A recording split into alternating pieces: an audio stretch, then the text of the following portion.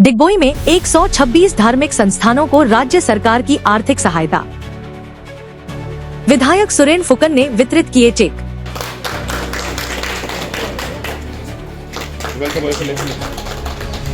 डिगबोई में विभिन्न धार्मिक उपासना स्थलों को राज्य सरकार की ओर से आर्थिक सहायता प्रदान की गई।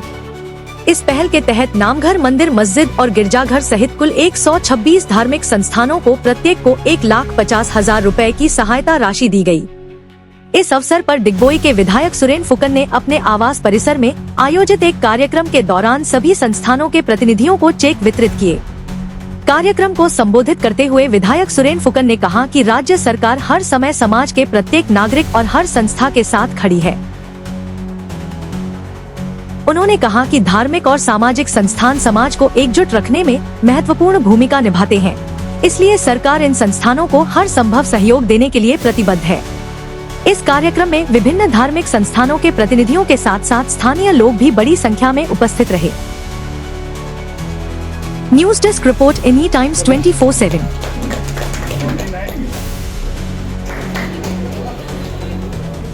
মছজিদত আজি ধৰ্মীয় উপাসনাস্থলীৰ 126টি অনুষ্ঠানলৈ আমি 1.5 লাখ টকাকৈ ধনৰাশি আগবঢ়াইছোঁ আৰু ইয়াৰ পৰৱৰ্তী সময়ত আকৌ 1.5 লাখকৈ পাব, মুঠ 3 লাখ টকাকৈ। আৰু মাননীয় মুখ্যমন্ত্ৰী ডক্টৰ হিমন্ত বিশ্ব শৰ্মা ডাঙৰীয়াই ইতিপূৰ্বেই সমগ্ৰ অসমৰ লগতে ডিগবৈ সমষ্টিটোৰ বিভিন্ন জাতি জনগোষ্ঠীৰ ধৰ্মীয় অনুষ্ঠানসমূহলৈ বিভিন্ন সময়ত যথেষ্ট সংখ্যক আমাৰ ধৰ্মীয় অনুষ্ঠানত আৰ্থিক অনুদান আগবঢ়াইছে। আৰু মোৰ হিচাপমতে এতিয়ালৈকে প্ৰায় 700তকৈ অধিক নামঘৰক নতুনকৈ অনুদান আগবঢ়োৱা হৈছে। 750তকৈ অধিক মন্দিৰক অনুদান দিয়া হৈছে।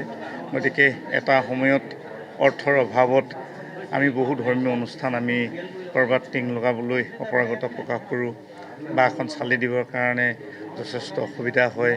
গতিকে ইতিমধ্যে আপোনালোকে যদি যোৱা 10 বছৰ ধৰি আপোনালোকে যদি ডিগবৈ সমষ্টিটোৰ গাঁৱে ভূঞে যদি যায়, তেতিয়াহ'লে খুব সুন্দৰকৈ এই পবিত্ৰ উপাসনাস্থলীসমূহ নিৰ্মাণ কৰিছে।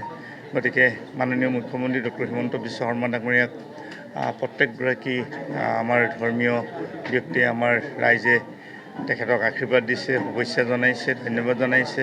আৰু আমিও ডিগবৈ সমষ্টিৰ তৰফৰ পৰা তেখেতক মই ধন্যবাদ দিছোঁ। যোৱাটো সময়ত যথেষ্ট সংখ্যক ধৰ্মীয় অনুষ্ঠানৰ কাৰণে আৰ্থিক অনুদান আগবঢ়াইছে। আৰু ইতিপূৰ্বে গৈছোঁ, অকল ধৰ্মীয় অনুষ্ঠান বুলিয়ে নহয়, সমষ্টিটোৰ আজি 900তকৈ অধিক ৰাস্তা ঘাট নিৰ্মাণ কৰিছোঁ।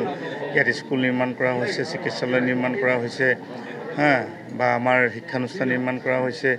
ব্যক্তিগতভাৱেও বহু বেনিফিচিয়াৰীয়ে লাভালাভ পাবৰ কাৰণে সক্ষম হৈছে। ইতিমধ্যে প্ৰায় যোৱাকালি আমি 28,271গৰাকী আমাৰ মহিলাক আমি অৰুণোদয় দিবৰ কাৰণে সক্ষম হৈছোঁ। 18,000তকৈ অধিক মাননীয় মুখ্যমন্ত্ৰী মহিলা উদ্যমিতাৰ কাৰণে 10,000 টকা দিবৰ কাৰণে আমি সক্ষম হৈছোঁ।